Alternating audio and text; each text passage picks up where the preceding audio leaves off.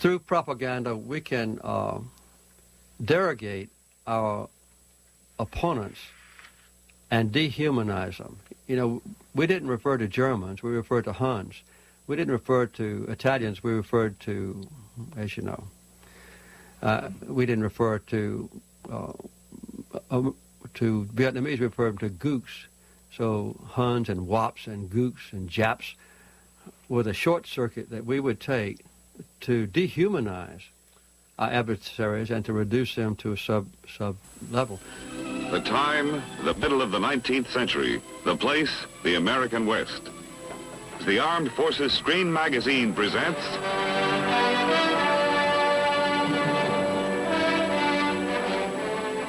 the covered wagon, backbone of the Western Trek, didn't stand a chance when it was traveling alone through hostile country.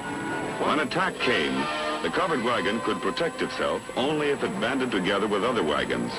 This was mutual defense. This was mutual security. We as a nation are able to live a peaceful life, but hanging over us all is the specter of a haunting and horrible fear. The medium weight force is clearly the force of the future. It's a cavalry type force, and clearly the Indians are out there. That's politically incorrect, but we're dealing with cavalry and Indians again, and the cavalry is what we need. In order to stop saboteurs armed with atomic explosives, we could search all planes and trains and boats and automobiles crossing our borders from now on. We could open every single package. We could remain on a constant 24-hour, day in, day out alert.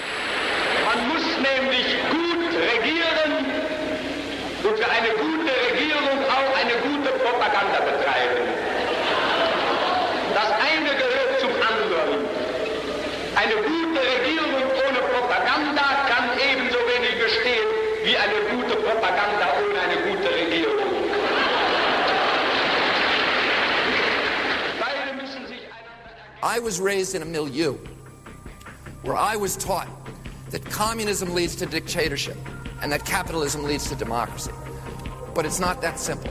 The essence of a politician, of the political animal, is the pursuit of power. You can say what you want about this country, and I love this place. I love the freedoms we used to have. I love it.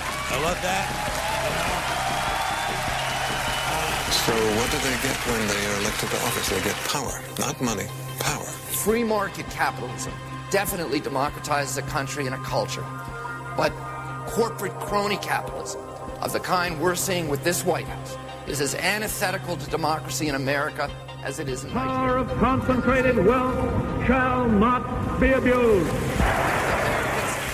Americans have to understand the difference between free market capitalism, which benefits our country, and this kind of corporate crony capitalism where we have large corporations running our government, and there's a name for that, and the name is fascism. And we know now that government by organized money is just as dangerous as government by organized mob. A need to dominate, a need to control, and again, above all, a need to dominate. The politicians are put there to give you the idea that you have freedom of choice.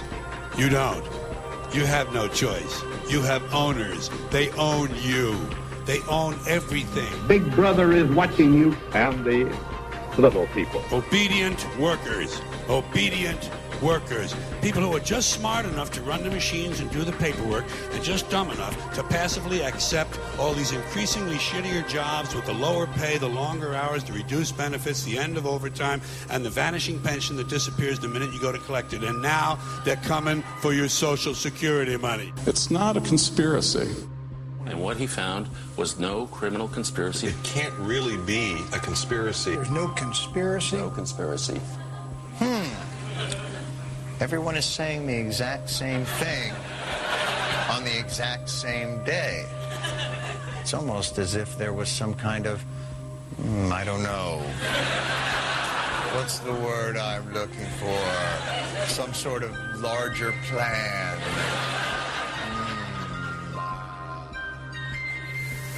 a need to control, a need to dominate, which is what leads people into politics. The temptation to use public power and play God is almost irresistible.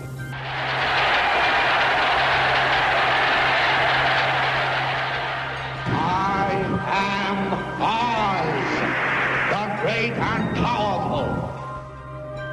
As of now, I am in control here. To the corrupt, thieving politicians of America. We're not going to transform our fine FBI into a Gestapo secret. And Franklin Roosevelt said that. He said fascism is the control of government by large corporations for their own benefit. And and I close with this, I have an American Heritage Dictionary, the last edition, which I keep at home, which says, it defines fascism as the control of government by large corporations with right-wing ideology driven by bellicose nationalism. If that sounds familiar to a lot of you. Decisions are made on bases other than what is best for the country and what is best for the ordinary people in this country.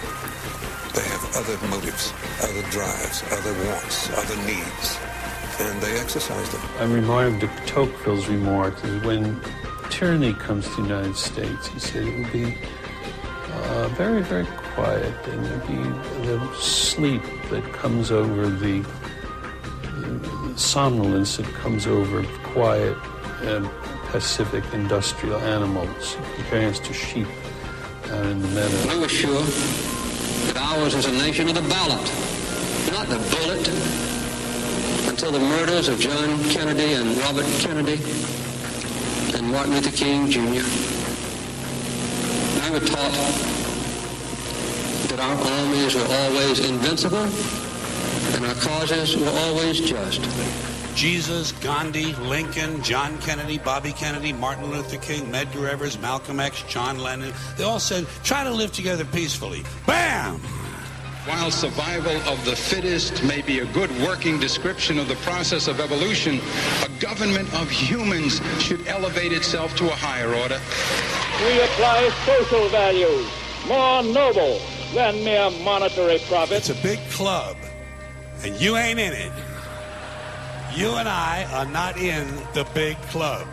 By the way, it's the same big club they used to beat you over the head with all day long when they tell you what to believe. All day long, beating you over the head in their media, telling you what to believe, what to think, and what to buy.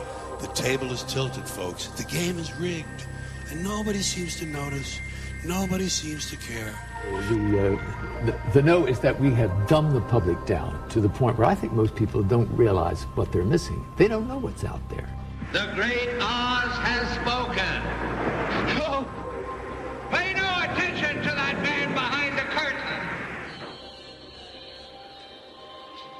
This is not a message of happiness or reassurance, but it is the truth, and it is a warning.